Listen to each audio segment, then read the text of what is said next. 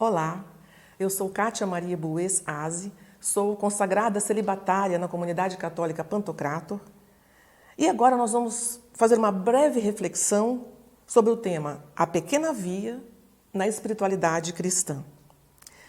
Quem nunca conheceu ou ouviu falar em Santa Teresinha do Menino Jesus? Teresa de Lisieux é conhecida no mundo inteiro e possui milhões de devotos, mas na verdade são poucos que adentraram na profundidade da sua doutrina. E nós sabemos, com o aval da Igreja, que essa doutrina realmente ela é consistente e é profunda, porque São João Paulo II, em 1997, a proclamou doutora da Igreja. Nós temos aqui a imagem de Santa Teresinha sentada, que é geralmente a postura em que se figura, se ilustra um santo doutor. Então, a partir de 97, ela já pode ser também desenhada ou esculpida sentada, né? Essa é a figura de Santa Teresinha como doutora da Igreja. Mas mesmo assim, depois do doutoramento, ainda há aqueles com até grande conhecimento acadêmico e teológico que não conseguem reconhecer a razão de ser desse doutoramento que São João Paulo II fez a Santa Teresinha. Eu mesmo conheci uma professora de teologia, de História da Teologia, era doutora em teologia, isso foi mais ou menos em 2006, 2007, e eu ouvi ela dizer que não compreendia por que Santa Teresinha é considerada doutora da Igreja. Então, falta esse conhecimento, e o nosso objetivo aqui nessa breve reflexão é justamente demonstrar rapidamente a eclesialidade profunda da doutrina de Santa Teresinha, como ela é importante para a espiritualidade cristã. E nós vamos dar alguns breves passos. Eu vou comentar alguns textos da Sagrada Escritura que revelam a centralidade da pequena via na espiritualidade cristã e também algo bem interessante, curioso, talvez você não tenha ouvido falar ainda, existe, na época patrística, um escritor eclesiástico lá da Igreja Primitiva, dos primeiros séculos, que trata desse tema da pequena via, que não tinha esse nome porque é o nome que Santa Teresinha deu à sua doutrina, né? Ao cerne da sua doutrina. Mas na espiritualidade cristã é conhecido como infância espiritual. E esse escritor, que é Clemente de Alexandria, nós vamos falar dele, também trata disso, né? E nós vamos ver aqui que Santa Teresinha não chegou a conhecê-lo, não é? Mas isso prova a densidade teológica dessa que foi sim uma grande teóloga.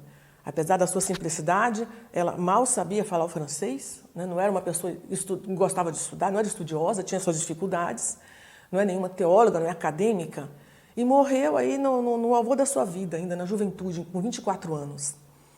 E meses antes dela morrer foi que ela escreveu toda essa sua doutrina, que como nós vamos ver, tem base na sua vida, veio da sua experiência com Deus, né? Não é algo teórico, né? Mas foi uma intuição espiritual que tem por base a sua própria vida, a sua experiência de Deus, né? Que ela fez concretamente.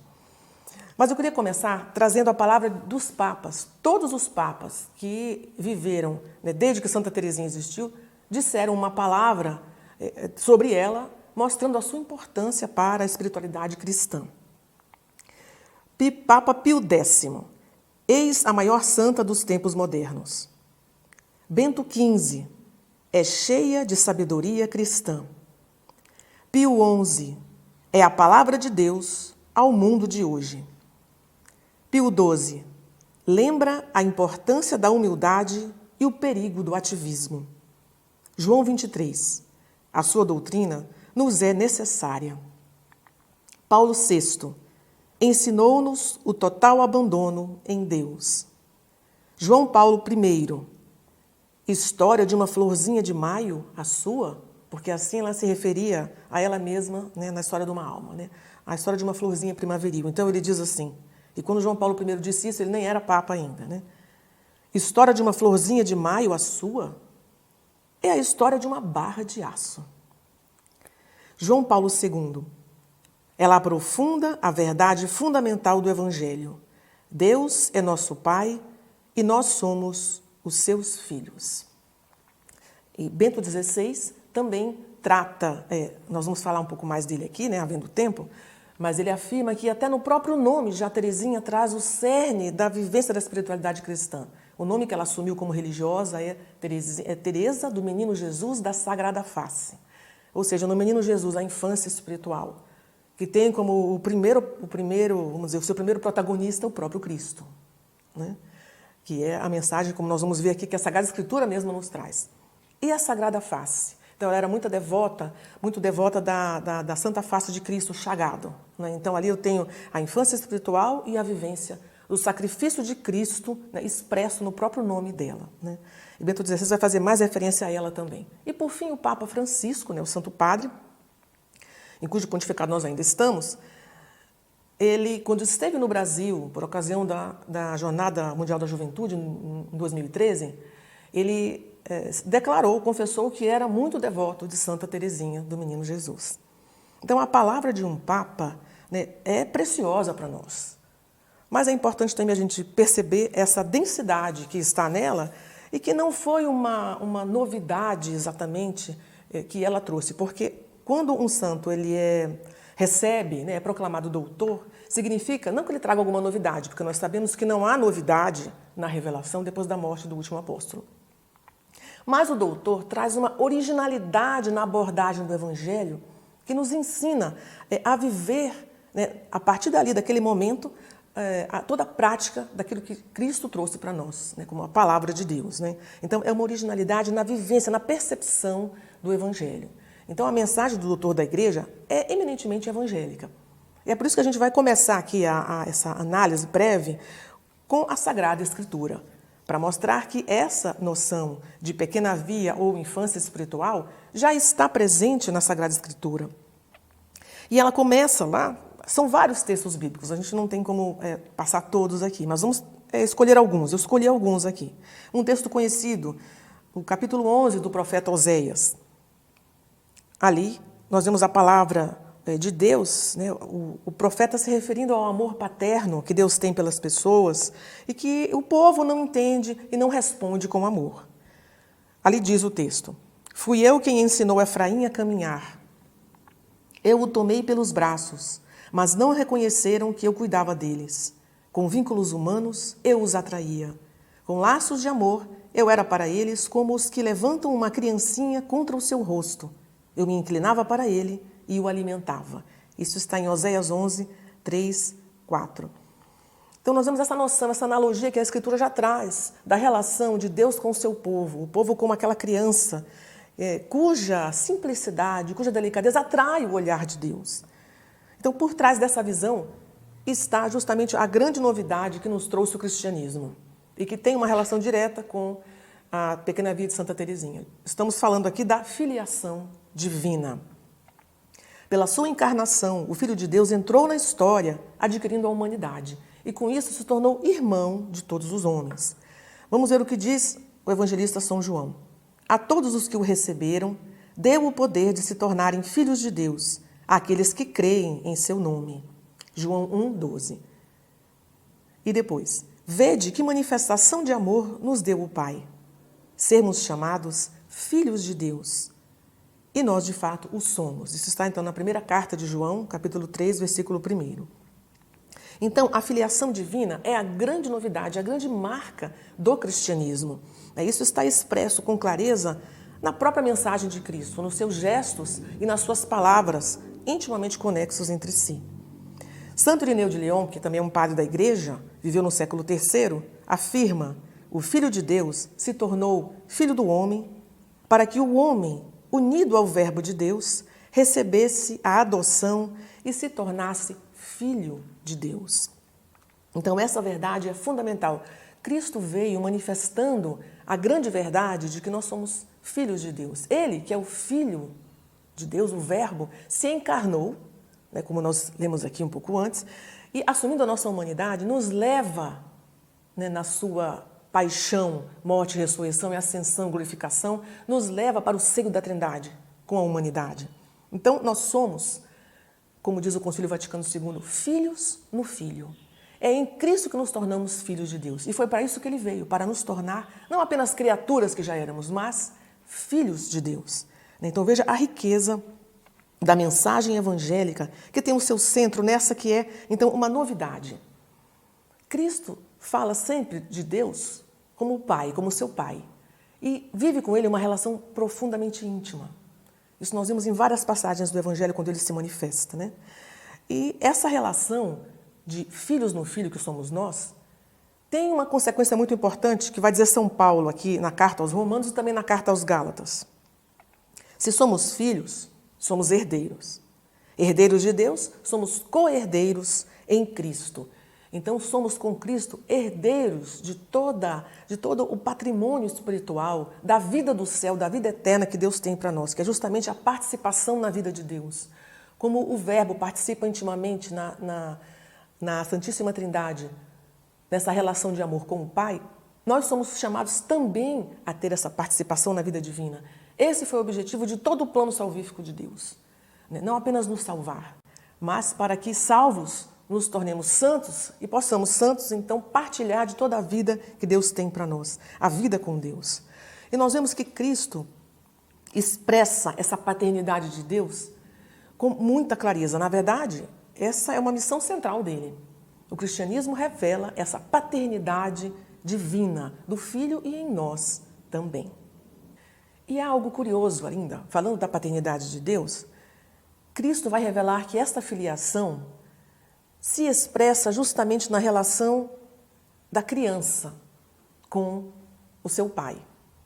Então, a maturidade espiritual, a maturidade da vida cristã, vai acabar se compreendendo justamente em assumir-se criança diante de Deus.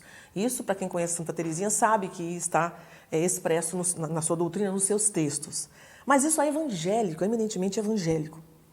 Então, nós vemos que, naquele tempo, no tempo de Jesus, a criança ela não tinha prestígio, ela era totalmente dependente dos pais, não tinha nem direitos legais. Hoje a criança já tem direitos, né? Mas naquele tempo não tinha. Então, a narrativa do Evangelho vai mostrando que ninguém tem direito ao reino dos céus por causa daquilo que é, por causa da sua posição, por causa do seu mérito, né? Por causa do que faz, por causa do que diz. Mas só pode aceitar e ser aceito no reino dos céus aquele que reconhece essa paternidade de Deus, que se reconhece como nada, como dependente dessa graça, né? Então, o reino dos céus é uma dádiva e só vai entrar nele aquele que se reconhece de fato necessitado. E a criança é a figura mais clara, mais eloquente da necessidade. A criança é totalmente dependente. A criança pequenininha, então, é mais dependente ainda dos pais. E é essa relação de dependência, de obediência, de humildade, de docilidade que Cristo vai trazer. Ele mesmo vai se mostrar nessa relação com o Pai desta forma. Nós vemos que em várias ocasiões no Evangelho, ele vai dizer: eu não vim aqui para falar nada de mim. Eu vim para falar o que o meu Pai me enviou. Depois ele vai fazer essa identificação total com o Pai, né? Quem me vê, vê o Pai. Vai dizer para um discípulo que queria logo ver o Pai, né? Ele não precisa se afobar. Quem me vê, vê o Pai. Então, ele não veio para mostrar o próprio rosto, ele veio para ser o rosto do Pai. Não é? Então, ele não faz nada que o Pai não tenha confiado a ele. Então, Jesus vive nessa filiação com Deus Pai uma relação de total dependência. Ora, nós somos chamados a imitar a Cristo. Se Jesus viesse para nós como aquele homem cheio de capacidades e cheio de potências, nós não teríamos como imitá-lo. Porque ele seria um homem cheio de poder, um homem Deus, verdadeiro Deus, cheio de poder. Como eu poderia imitá-lo na minha limitação humana? Então, Jesus vem e se revela no seu ser também criança nesse sentido em relação ao Pai. Na sua docilidade total à vontade do Pai. E vai nos convidando a nos aprofundar na impotência humana.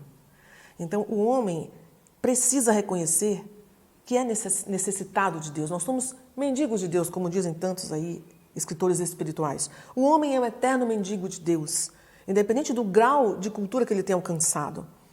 O Evangelho vai nos convidar justamente a aprender a ser como criança, né?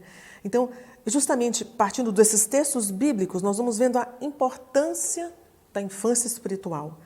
Há muitos textos, há um bem importante que Jesus vai dizer que é muito importante, fundamental, que nós nos tornemos crianças diante de Deus, porque o reino dos céus pertence a eles. Então, ele não está falando da criança na idade biológica. Nós já perdemos a inocência há muito tempo, a inocência infantil. Mas Jesus fala num tornar-se. Então ele trata aqui de uma metanoia, de uma conversão, de uma mudança.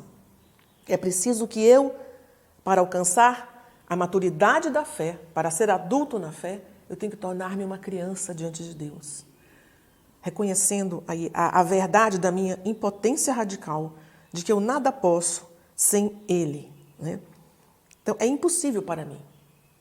Então, Jesus vem e se mostra Ele mesmo como aquele que depende de Deus, Pai, para tudo. Então, aí Ele me convida a imitá-lo. Então, agora eu, absorvendo a minha limitação humana, e Jesus veio como verdadeiramente homem, tocou a nossa humanidade em tudo, exceto no pecado, porque Ele também chorou, sofreu, viveu tudo. Então, para que eu possa, então, imitá-lo nessa expressão que Ele me dá, dessa vivência da relação com o Pai. Então, Cristo não somente exigiu a nossa infância, mas Ele nos precedeu nesse caminho de infância. E algo importante, porque essa visão que o próprio Cristo assume em relação ao Pai, me ensina a assumir o meu nada, a minha pequenez. E nisso se resume exatamente a minha imitação de Cristo. Em absorver todo, até a última gota, o que vem a ser essa filiação divina, que vai nascendo na minha alma, na sua profundidade, quando eu vou entendendo, como diz Santa Teresinha, que tudo devo esperar do Pai. Ela diz, a criança é aquela que tudo espera do Pai, qualquer criança. Se ela está no colo do Pai, ela confia plenamente nele. Não importa a tempestade que aconteça à sua volta, eu estou no colo do Pai. Então isso nos remete a um ponto importante, que é o ponto da fé. Fé é esse esperar tudo de Deus. O Antigo Testamento nos mostra que crer é apoiar-se em Deus, se deixar conduzir por Ele. No Novo Testamento, já damos um passo a mais para compreender que a fé é justamente esse reconhecimento da minha incapacidade e, por conseguinte, a minha confiança plena no poder de Deus que atua através de Jesus. Então, o vínculo mais precioso que nós podemos enxergar entre Jesus, né, e os seus discípulos é justamente a fé que eles têm em Jesus e nas suas palavras. Então, isso toca diretamente a questão da fé. E nós vemos que o reconhecimento da minha incapacidade, da minha debilidade, é porta da fé. Abre, né, o meu horizonte, quando eu me faço pobre em espírito, né, diante de Deus, isso me impulsiona a esperar tudo dele, porque eu sou um necessitado, né? Então, por isso a gente vê que a moral evangélica, ela está bem relacionada justamente com as bem-aventuranças. Então, para esperar tudo de Deus, é preciso ter perdido tudo. Então, por isso que é esse caminhar do tornar-se, né? Tornar-se criança necessitada. Isso, vai dizer Santa Teresinha, obriga a Deus que me socorra, como aquela criança que, se você está diante de várias crianças, a menorzinha, a mais necessitada, é que vai atrair o seu olhar e vai praticamente te chamar a atenção como um ímã para que você carregue aquela criança no seu colo, né? E assim, nós atraímos o olhar de Deus, né, com essa nossa atitude de criança, né? E depois nós vamos ver essa palavra tão bela de São Pedro, na primeira carta de São Pedro. Rejeitando toda maldade, toda mentira, todas as formas de hipocrisia e de inveja e toda maledicência, desejai como crianças recém-nascidas o leite não adulterado da palavra, a fim de que por ele cresçais para a salvação. Veja aqui o rosto da infância espiritual nessas belas palavras de São Pedro. Então nós vemos que a Sagrada Escritura mesmo manifesta que a pequena via, ou a infância espiritual, é esse caminho por excelência do segmento, da sequela Christi, né, do segmento de Cristo. Dando mais um passo, eu mencionei a vocês um escritor eclesiástico muito importante na história da Igreja e que trata justamente da infância espiritual, que é Clemente de Alexandria. Ele foi uma das figuras mais eminentes e mais importantes do cristianismo primitivo. Ele foi um homem muito culto, de origem grega, nasceu provavelmente em Atenas, lá nos idos, né, em meados do século III, por volta de 140 a 150 depois de Cristo, e morreu no ano 215.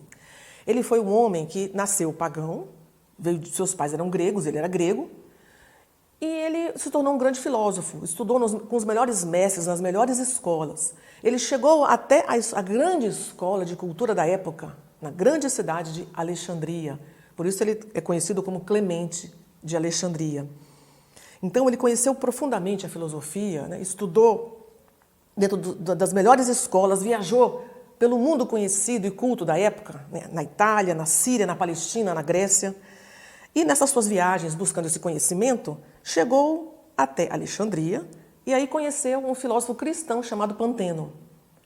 Foi este Panteno, que foi o seu mestre, que o introduziu na vivência da fé cristã.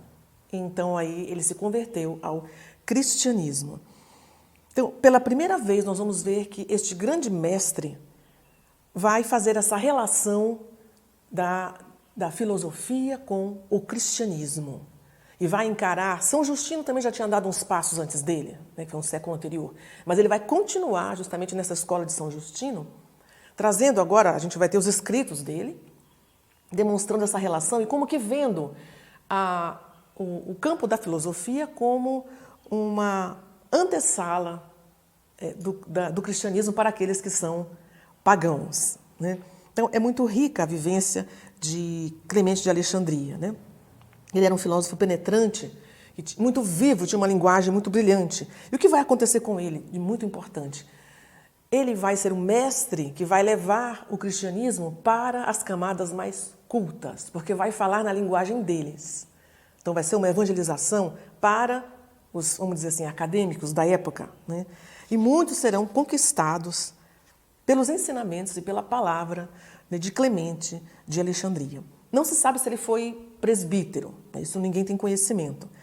Mas o que se sabe é que no começo da perseguição do imperador Setímio Severo, foi no início do século III, ele teve que se retirar de Alexandria e foi para a Palestina e conviveu com Alexandre lá em Jerusalém, que depois se tornaria bispo de Jerusalém. E, como eu disse, faleceu, então, pelos anos 2015 e 2016. Como ele frequentava esse círculo dos homens muito ricos, ele teve acesso a esse público, que então bebia muito das suas palavras. Então, nós vamos ver agora, a partir de agora, qual foi o tema sobre o qual ele se debruçou, olhando para o Evangelho, para atingir o coração dessa casta mais culta que se tornava com ele cristã. Clemente vai dizer: todos os que buscam a verdade são crianças aos olhos de Deus. É uma fala interessante que faz essa relação da filosofia com o cristianismo, que a filosofia é essa busca incessante pela verdade. Bem, Clemente denomina Cristo de Logos. Logos, que é o verbo, a palavra em grego, né? A figura central da sua doutrina é o Logos. E ele diz: o cristão deve se tornar semelhante a Cristo, ao Logos. Clemente escreveu várias obras, né, de ética, escreveu também comentários bíblicos, de teologia, mas existe uma trilogia que é a mais importante. E dentro dessa trilogia está a obra sua que nos interessa aqui no caso. Então, a sua grande trilogia começa com a obra chamada Protréptico, que é uma exortação aos gregos. A segunda obra, cronologicamente, é o Pedagogo, e a terceira, Strômata.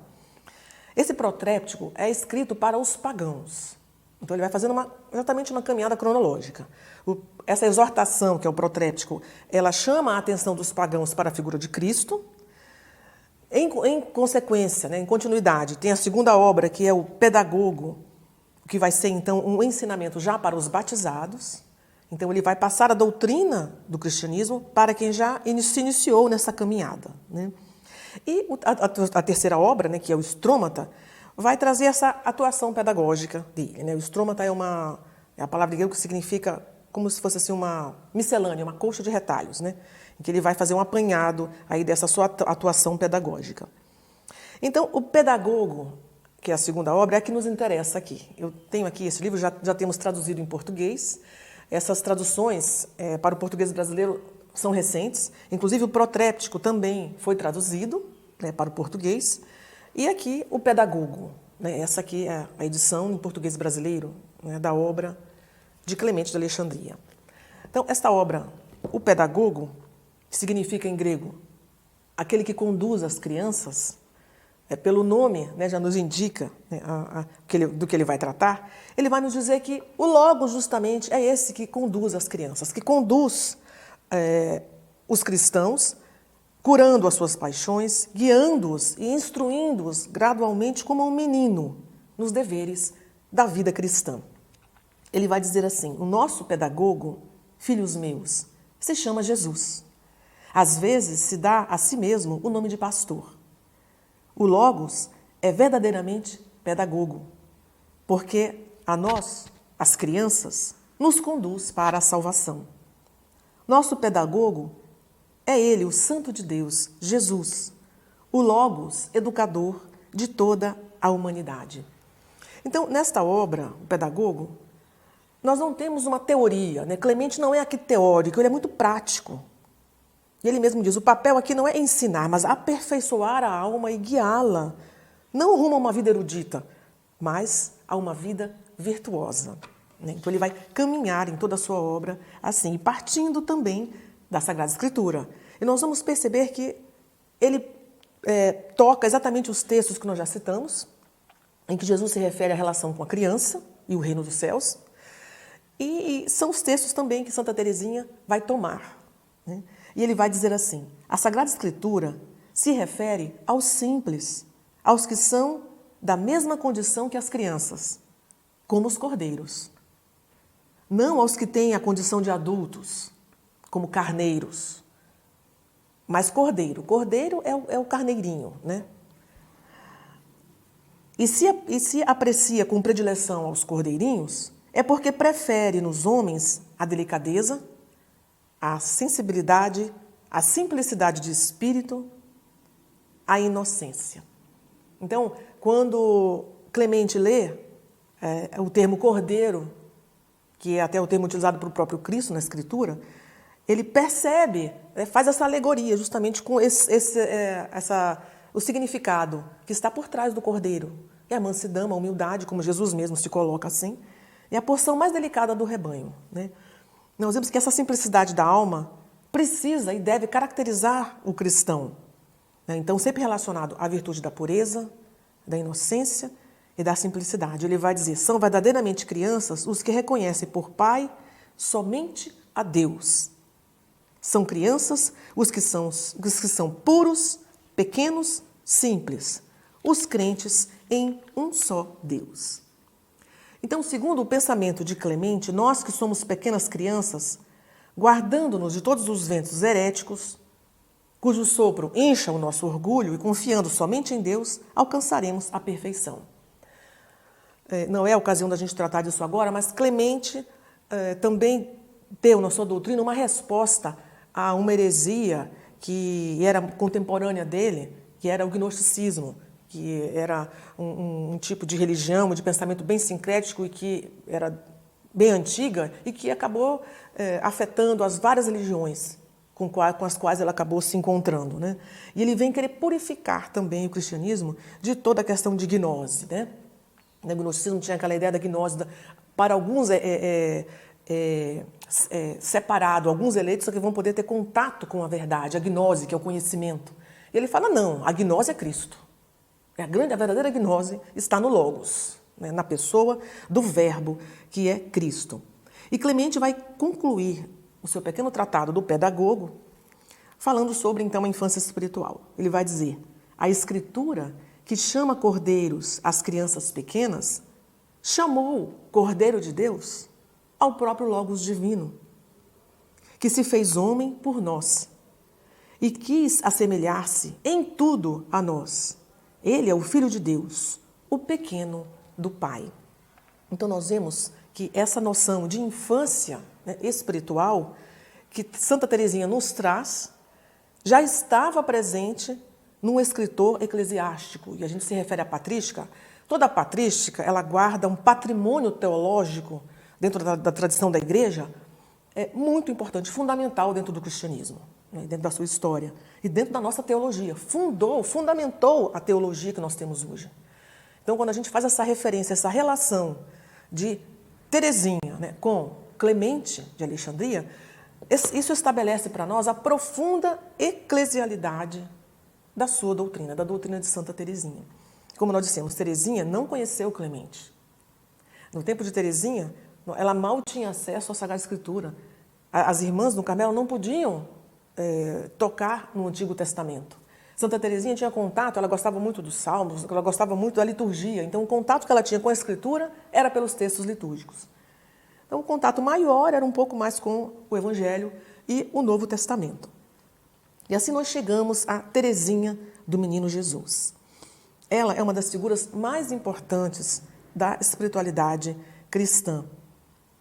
Nós já falamos aqui que foi a sua simplicidade que marca para nós o grande valor do homem que não está na sua força, no seu poder, né, na sua cultura ou naquilo que é passageiro, mas se centra no amor. Então, Santa Teresinha é a doutora do amor, né? São João Paulo II faz referência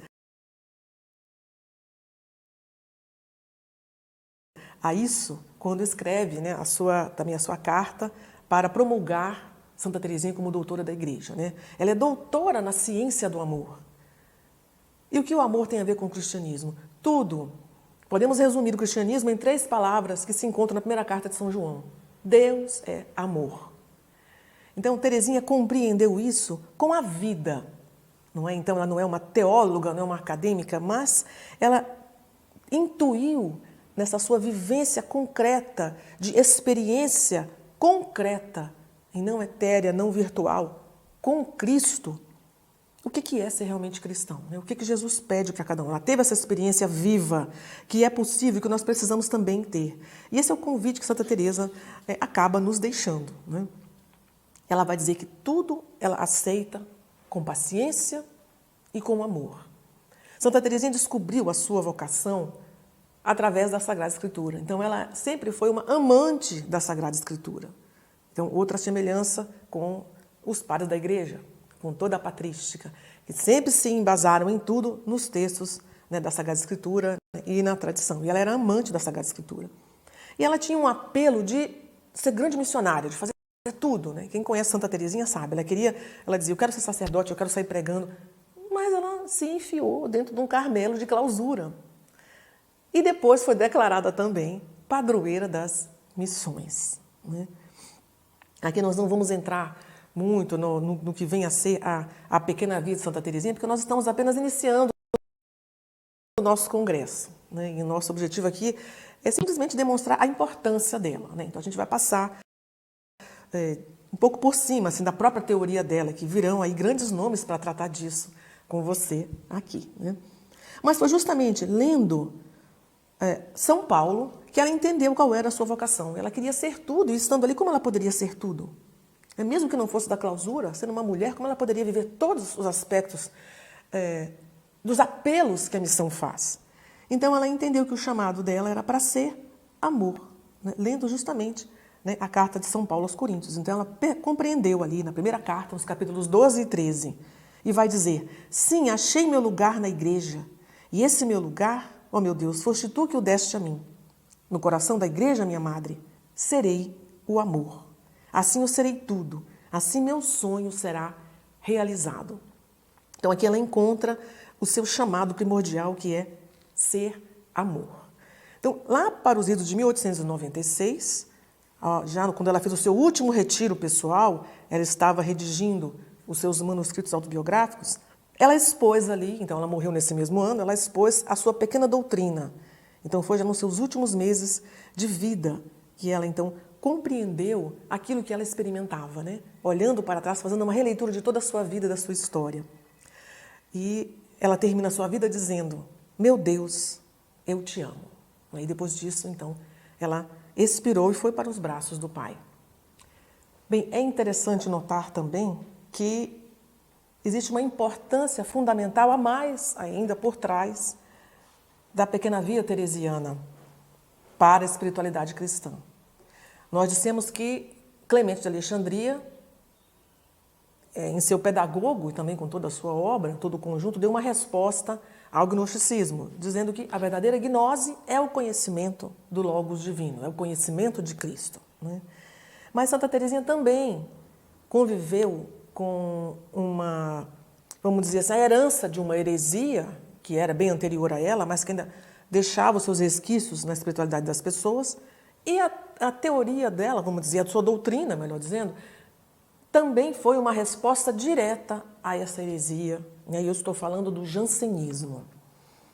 Né? A visão jansenista era aquela de um Deus muito severo, né? Ela remonta lá para o século XVI, né? Ela já, no tempo de Teresina já tinha sido condenada, né, pela igreja, mas, como eu disse, os resquícios ainda ficaram na maneira de se relacionar com Deus e na própria religiosidade das pessoas. Então, essa visão jansenista trazia essa ideia de que, para alcançar a salvação, é preciso passar por todas as penitências, né? Então, é preciso que eu responda adequadamente a esse Deus que fica lá me esperando como se fosse um juiz, com toda a severidade, né? Então, a pessoa se enchia de escrúpulos, né, na vida espiritual, porque era preciso, como se fosse cumprir uma tabela para que eu realmente fosse aceito no reino dos céus. É a questão de viver as penitências. E isso foi afastando muito as pessoas do próprio Deus, da relação com Deus na oração, né? E Teresinha experimentou isso nela mesma. Claro que ela também foi afetada pelos resquícios do jansenismo, com que todos ali no seu tempo conviviam. E ela queria ser santa, sentia esse apelo. E ela sempre dizia, mas Deus não vai colocar no meu coração um desejo que eu não posso alcançar. Só que quando eu olho para essa grande escadaria penitencial que é preciso subir para encontrar Deus, eu não consigo, né? Eu não consigo subir. Ela dizia, eu durmo rezando o terço. Uma coisa tão simples. Como que eu vou conseguir ser santa? Isso está parecendo inalcançável, como parecia para muita gente mesmo, né? Ficava algo inalcançável, né? Distante. Mas ela vem justamente se contrapor, pela sua própria experiência de vida, ela descobre nela e para ela essa solução e traz para nós a doutrina da pequena via. Ela vai dizer, sou pequena demais para subir a tão rude escada da perfeição. Então tinha essa ideia no jansenismo de a pessoa tinha que ser perfeita, né? Imagina se não vai rezar todo o ofício, imagina se você vai dormir no meio do terço, imagina se você dorme no momento da sua contemplação, se você se distrai na sua adoração.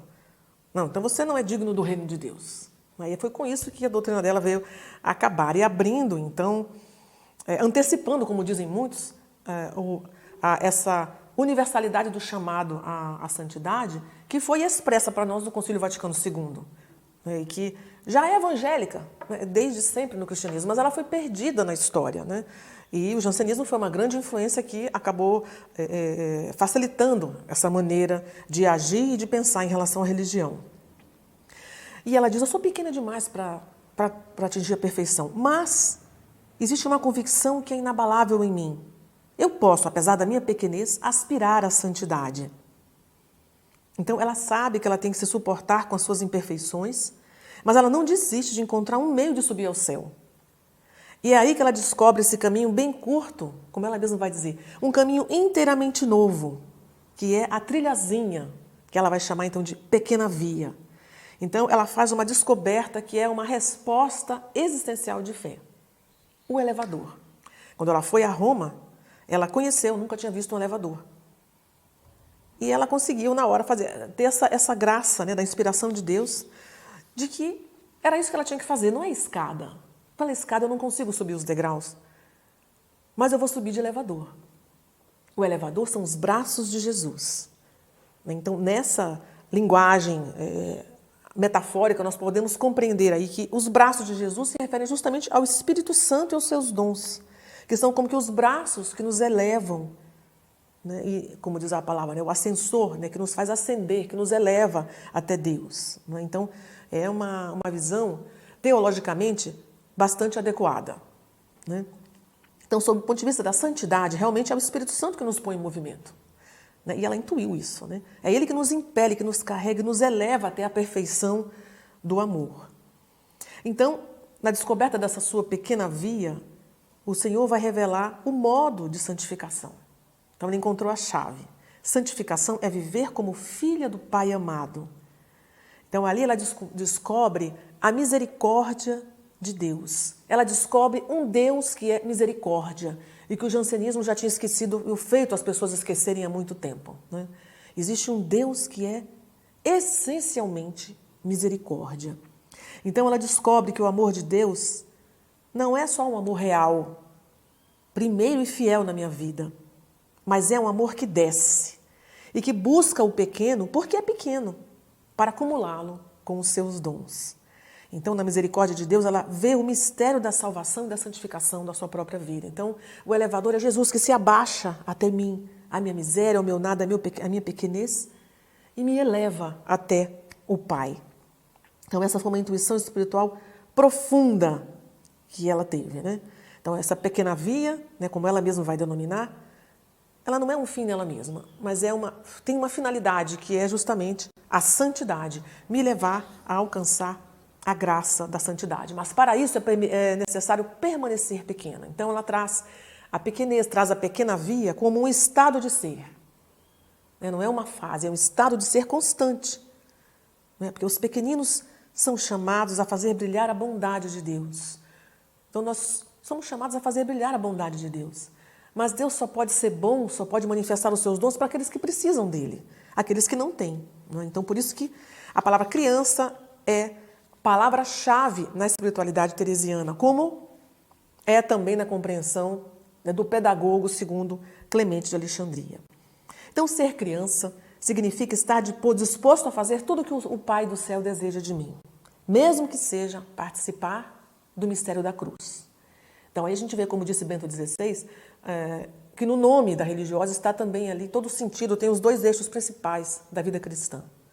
A infância espiritual, na figura do menino Jesus, e o mistério da cruz, que está ali na Santa Face, no seu nome de religiosa. Então, a espiritualidade da infância quer ensinar a maturidade da vivência da fé cristã, que passa pelo reconhecimento da nossa fragilidade, das nossas limitações, que não são obstáculo para a santidade, como pensava o jansenismo, mas, pelo contrário, são meios muito importantes e um meio a mais para poder alcançar a santidade. Ela diz, eu não sou sempre fiel, mas eu jamais desanimo. Eu me abandono nos braços de Jesus. E assim ela não abandona nunca, nunca se afasta de Deus. Então, é na verdade um caminho de amadurecimento pelo qual muitos não se dispõem a passar, porque é exigente.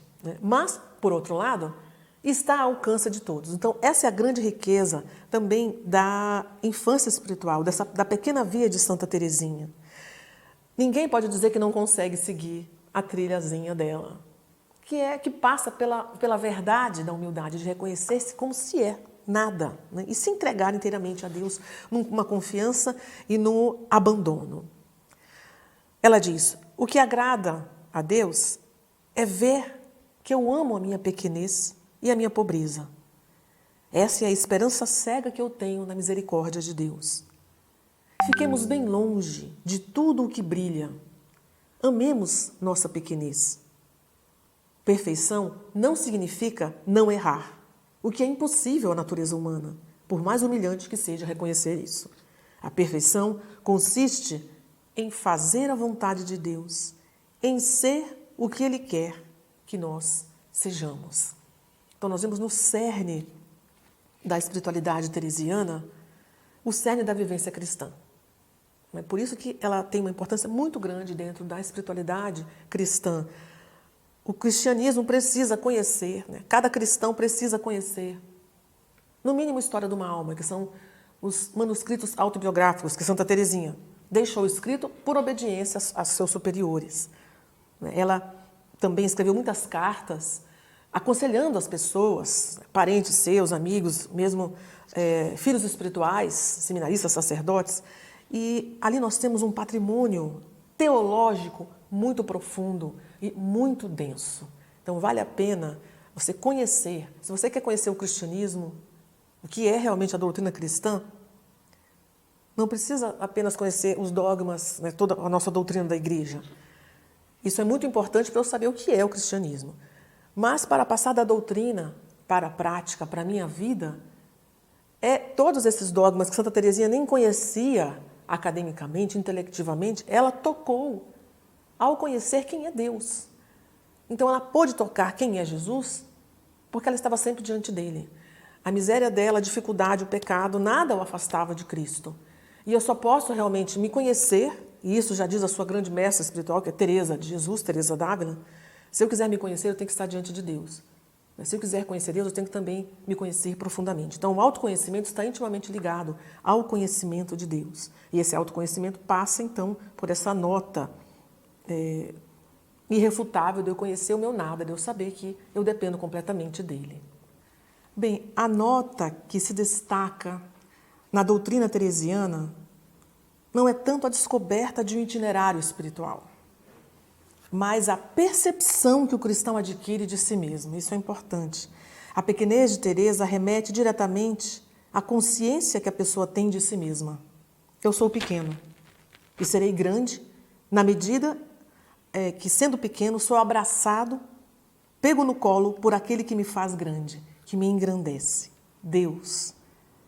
Vejo que basta reconhecer o seu nada e se abandonar como uma criancinha nos braços do bom Deus. Só as crianças e aqueles que se lhes assemelham serão admitidos ao banquete celeste, diz Teresinha. Contudo, é preciso também ainda citar uma questão importante. Santa Teresinha também foi criticada por alguns porque esses pensavam que ela talvez fizesse parte do movimento do quietismo, né, que também não confere com a doutrina cristã. Mas, longe de qualquer quietismo, a doutrina de Santa Teresa revela a necessidade que eu devo assumir realmente um combate espiritual desafiador. Teresa afirma a importância primordial da confiança e do abandono para atrair o amor misericordioso de Deus, mas não nega a necessidade das ações, como faz o quietismo. Abandonar-se em Deus não é o nada fazer, mas o tudo fazer conforme a sua vontade.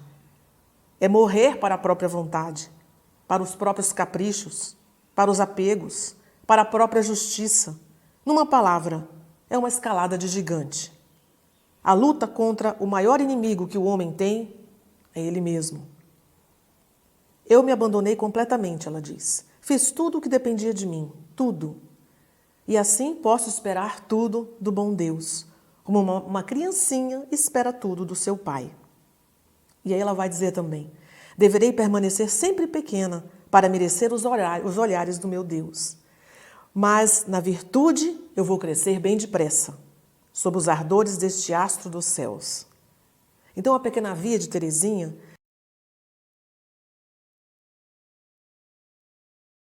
consiste em não perder tempo. Longe de qualquer visão quietista, eu preciso aproveitar, não posso perder tempo, tenho que aproveitar cada instante, tudo o que me acontece, para amar a Deus. Desde as pequeninas coisas do meu cotidiano, eu devo fazer tudo por amor a Deus, procurando viver em tudo, né, para agradar ao meu bom Deus, ela vai dizer. Então, Jesus não pede grandes ações, mas somente o abandono e a gratidão. E esse abandono, essa confiança são, então, exigentes para a nossa vida, né? Então, é necessário correr atrás da virtude, né? E foi o que ela fez. Então, isso dá também uma compreensão mais adequada e mais correta do que vem a ser a doutrina da pequena via. Assim, nós vimos que, brevemente aqui, Teresa e Clemente são duas propostas radicalmente cristocêntricas. Tanto a proposta de Clemente de Alexandria no Pedagogo, com o foco na infância espiritual, é cristocêntrica, quanto também a pequena via de Santa Teresinha é radicalmente cristocêntrica. Então, é a situação em que o homem deve estar nesse estado de ser permanente, em que eu vou amadurecendo, né? Então, eu vou espiritualmente crescendo à medida que eu vou diminuindo. Isso também é evangélico, a gente vê nas palavras de João Batista, né? E Santa Teresinha também acaba expressando aqui. E veja, na visão dos dois, tanto de Teresa quanto de Clemente, o conhecimento de Cristo não é só um pensamento. E Clemente vai se adentrar mais nisso ainda. É um amor que abre os olhos, transforma o homem e gera comunhão com Deus, com o Verbo divino, que é verdade e vida. Nessa comunhão, que é o conhecimento perfeito no amor, o cristão alcança a contemplação, a sua unificação com Deus. Então, em Clemente e em Teresa, fica patente que há um paradoxo aparente apenas. Se, por um lado, a pequenez acentua a fragilidade humana, isso tanto em Clemente quanto em Teresa. Por outro lado, exalta o poder e a grandeza de Deus. O que acontece na pequenez é a obra do Logos, é a obra de Cristo no homem. A infância espiritual, tal como os nossos dois autores aqui traçam, tem como marca fundamental o amor, a mesma marca. A infância espiritual em Clemente e a pequena Via em Teresa. Elas revelam, a pequena Via revela, tanto em um quanto em outro, ser um remédio eficaz contra o orgulho, o egoísmo, a vaidade, que são as raízes de todo o pecado. Então não há como dizer que há um cristão só que não possa se aproveitar do conhecimento dessa doutrina. E nós citamos no início os papas que se referiram a Teresinha, e também grandes teólogos e estudiosos fizeram referência a ela. Os livros de Daniel Hopes, que são livros de história muito respeitados, história da igreja, num dos volumes de Daniel Hopes se gastam mais de 50 páginas só para tratar dessa pequenina, Teresa de Lisieux. Um grande teólogo, Garrigou-Lagrange, afirma que a doutrina ensinada por Teresa de Lisieux é uma profunda intuição em perfeita harmonia com o que a teologia nos ensina sobre a graça santificante, as virtudes infusas e os dons do Espírito Santo. Então, veja, a grande teóloga aqui é a Teresinha, uma grande teóloga mesmo, e que também proporciona a nós termos acesso a essa riqueza de maneira simples e, vamos dizer assim, intuitiva, assim, direta, pela experiência com o amor de Deus, como aconteceu com ela. Também São José Maria Escrivá, que é fundador do Opus Dei, ele é um grande teresiano no fundo, Ele diz que a infância espiritual não é piegas, nem é mole, é um caminho sensato e rigoroso, que por sua difícil facilidade, a alma tem de empreender e prosseguir, levada pela mão, levada então pelo próprio Espírito Santo. A infância espiritual, vai dizer São José Maria Escrivá, exige a submissão do entendimento, mais difícil que a submissão da vontade. Para submeter o entendimento, precisa-se, além da graça de Deus, de um dom contínuo de exercício da minha vontade, que se nega ao entendimento como se nega à carne, uma e outra vez e sempre, dando-se como consequência o paradoxo de que quem segue o pequeno caminho da infância para se tornar criança necessita robustecer e virilizar a sua vontade. Ter uma vontade forte de morrer para si mesmo, uma vontade forte de assumir o seu nada. Nós vemos também uma palavra muito rica do maior teólogo vivo atualmente, que é o Papa Bento XVI. Eu gostaria de citar umas palavras, veja só. Bento XVI, numa homilia que ele proferiu para a Comissão Teológica Internacional, então estava falando com teólogos, com os da linha de frente, a Comissão Teológica Internacional, ele trata de Teresinha para expor o que ele queria para aqueles teólogos. E o evangelho do dia dessa homilia era aquele em que Jesus diz que louva a Deus porque ele escondeu o grande mistério, o mistério trinitário, escondeu dos sábios e dos doutos e revelou aos pequeninos. Então, Bento XVI, partindo daí na sua homilia, vai dizer: ao ouvirmos o Senhor fazendo este louvor, ficamos desconcertados e somos imediatamente levados a refletir sobre quem somos, sobre o que é de fato a teologia e sobre como devemos fazer teologia. Também em nosso tempo, há os pequeninos que conheceram esse mistério. Teresa de Lisieux apresenta sua nova leitura da Sagrada Escritura, não científica, mas que entra no âmago da Sagrada Escritura. Existe uma espécie de pequeninos que são inclusive doutos. Existe um uso dúplice da razão e uma maneira dupla de ser sábio ou pequenino. Há um modo de utilizar a razão que é autônomo, que se põe acima de Deus, o qual, portanto, não faz parte desse método, para o qual, então, Deus não existe. Esse método aplicado à teologia deixa fora necessariamente o grande mistério de Deus. Mas existe um outro método de utilizar a razão, de ser sábio. O do homem que reconhece que ele mesmo reconhece-se pequeno, reconhece a grandeza de Deus e abre-se na humildade à novidade do agir de Deus. Aceitando sua pequenez, fazendo-se pequenino como realmente é, chega à verdade. Assim, a razão não é anulada, mas a amplia, torna-se maior, possibilitando a comunhão com o Senhor, em quem repousam a sapiência e a sabedoria e também a sua verdade. Então, Bento XVI vai dizer que Teresinha de Lisieux é um guia para todos, especialmente para aqueles que desenvolvem o ministério de teólogos. E Bento XVI continua: essa leitura da Bíblia, alimentada pela ciência do amor, que Teresinha faz, não se opõe à ciência acadêmica.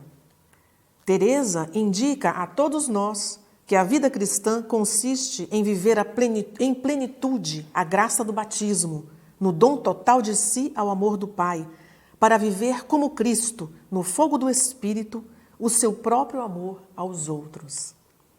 E nós vemos que o magistério, de uma maneira geral, o magistério ordinário da Igreja, também expressa esse acolhimento eclesial do ensinamento de Teresa. Se você for olhar o catecismo da Igreja Católica, em vários parágrafos se cita, ali pelo menos, eu tenho aqui anotados 6 parágrafos que citam, dentro do catecismo, a doutrina da nossa pequenina de Lisieux.